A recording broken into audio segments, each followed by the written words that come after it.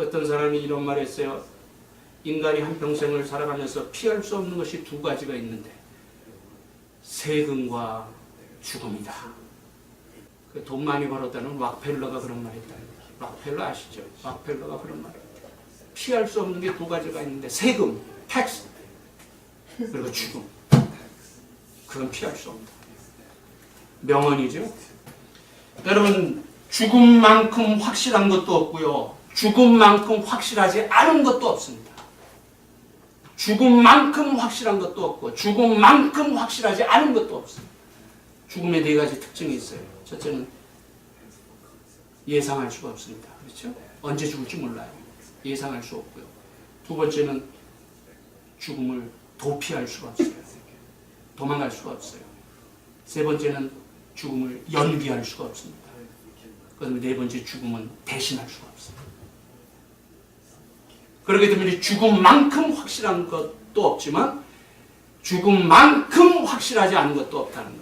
예상할 수가 없어요. 도피할 수가 없어요. 연기할 수가 없어요. 대신할 수가 없다는 거예요. 이게 죽음이에요. 근데 이 부자는 이 사실을 모르고 살았다는 거예요. 하나님의 시간, 영원한 시간에 비하면 한 점과 같은 짧은 인생을 우리가 살아가고 있습니다.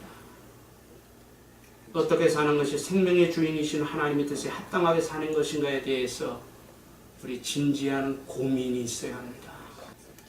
이 짧은 인생을 살아가는데 내가 어떻게 사는 것이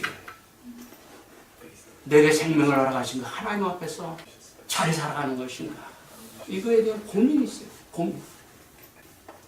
사람들은 먹고 살 것이 없어서 문제라고 말합니다. 그렇죠? 먹고 살 것이 없어서 문제라고 말합니다. 그런데 정말 문제는 먹고 살 것이 없어서 문제가 아니라요, 먹고 죽을 것이 없어서 문제입니다. 사람들이 이걸 혼돈해요. 먹고 살 것이 없어서 문제가 아니라 먹고 죽을 것이 없어서 문제라는 거예요. 무슨 뜻이에요? 먹고 죽을 것이라는 게 무슨 뜻입니까? 그것은 자기 일생을 걸만한 무엇이 없이 살아가는 것이 문제라는 거예요. 내가 이걸 위해서 내 일생을, 내 모든 것을, 내 생명까지 걸겠다는 것, 여러분, 그것을 찾은 사람들은 그런 말 안 합니다. 대표적으로 바울이 그랬잖아요. 우리가 마지막 순간에 섰을 때 우리를 지켜줄 수 있는 것, 우리와 함께 할 수 있는 것이 무엇이라고 생각합니까? 우리가 인생의 마지막에 섰을 때 돈이 우리와 함께 할까요? 우리를 지켜줄까요? 지식이요? 명예요? 권력이요? 부모요? 남편이요? 아내요? 자식이요? 우리가 마지막 순간에 섰을 때 그러한 것들이 우리와 함께하고 우리의 삶을 지켜줄 수 있다고 생각하십니까? 아니에요. 우리가 마지막 순간에 섰을 때 우리를 지켜줄 수 있는 것은 아무것도 없습니다. 딱 두 가지예요. 우리의 믿음과 우리 삶의 보고서, 많이 우리와 함께. 그 위의 것들은 우리가 다 놓고 갈 수밖에 없어요. 우리가 세상에서 열심히 살아야 합니다. 열심히 살지만 이것을 알고 살자는 거예요. 어떤 사람이 그런 말을 했습니다. 현대는 절대성을 상실한 시대다. 절대성을 상실한 시대다. 무슨 뜻입니까? 내가 나의 모든 것, 내 생명까지 걸 수 있는 것, 무엇을 잃어버리고 사는 시대라는 거예요. 사도 바울처럼 그리스도의 십자가에 자기 모든 것을 걸 수 있어야 되는데 자기 일생을 걸 만한 것이 없다는 거예요. 여러분이 모든 것을 걸 만한 것 가지고 살아가십니까? 내가 이거는 절대 양보 안 한다. 내가 죽어도 이것은 양보 안 한다 하는 것이 있냐는 거예요. 그것이 없이 살아가는 게 절세성을 상실한 시대라, 이렇게 말하는 거예요. 어떤 사람이 이런 말을 했어요. 오늘 이 시대에는 불러야 할 노래가 없는 시대다. 흔들어야 할 깃발이 없는 시대다. 생명을 걸 사상이 없는 시대다. 따라야 할 지도자가 없는 시대다. 이렇게 말합니다. 그건 잘못된 말입니다. 틀린 말이에요. 우리에게는 불러야 할 노래가 있잖아요. 구원의 노래 아닙니까? 흔들어야 할 깃발이 있잖아요. 십자가의 깃발 아닙니까? 생명을 걸 사상이 있잖아요. 복음 아닙니까? 따라야 할 지도자가 있잖아요. 예수 그리스도 아닙니까? 다른 거예요. 어제나 오늘이나 영원토록 변함없이 동일하신 예수 그리스도에게 여러분 모든 것 거시기 바랍니다. 아멘. 모든 것을 그리스도에게 거세요. 이 세상 것은 아침 저녁으로 변하지만 예수 그리스도는 어제나 오늘날에 영원토록 변함이 없으시기 때문입니다. 아멘. 여러분, 우리는 본문의 부자와 같이 살아서는 안 됩니다.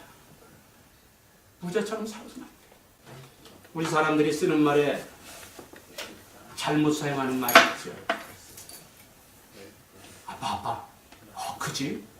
아주 잘 살아. 그럼 대충 어떻게 그걸 반응이 들어옵니까? 좋은 집에, 좋은 차에, 그죠? 돈 잘 쓰고, 후회됨이 없이 잘 쓰고, 좋은 옷 입고 살면 잘 산다 그래요. 여러분, 그거는 잘 사는 게 아닙니다. 그건 부자로 사는 거지. 잘 사는 것하고 부자로 사는 것하고는 다르죠. 근데 오늘 우리는 부자로 사는 것을 잘 산다고 그렇게 말해요. 물론 그 단어적인 의미가 있는 줄 알아요. 정작 중요한 것은 부자로 사는 것이 아니고 바르게 사는 겁니다. 여러분, 부자 중에 바르게 살지 못하는 사람 많습니까? 부자 중에, 돈 많은 사람 중에 바르지 못하게 사는 사람 많아요? 수두로 가죠. 우리는 부자로 사는 것을 부러워할 것이 아니라 하나님 앞에서 바르게 사는 것을 부러워하는 삶을 살아야 된다는 거예요. 그리고 우리가 또 그렇게 되기 위해서는 아멘. 이 부자는 하나님의 은혜 속에 살면서도 그 사실을 전혀 깨닫지 못하고 살았습니다. 그래서 어리석다는 책망을 받은 거예요. 이 부자는 바른 물질관이 없이 살았어요. 그래서 어리석다는 책망을 받았습니다. 이 부자는 참 복이 무엇인지 모르고 살았어요. 그래서 어리석다는 책망을 받은 겁니다. 자기 생명이 하나님이 것이라는 사실을 모르고 살았어요. 그래서 어리석다는 책망을 받은 겁니다. 다윗의 고백과 같이 어차피 우리가 하나님을 떠나서 살 수가 없다면 하나님이 은혜 속에서 살고 있음을 인정하고 하나님과 바른 관계 가지고 살아가야 합니다. 아멘.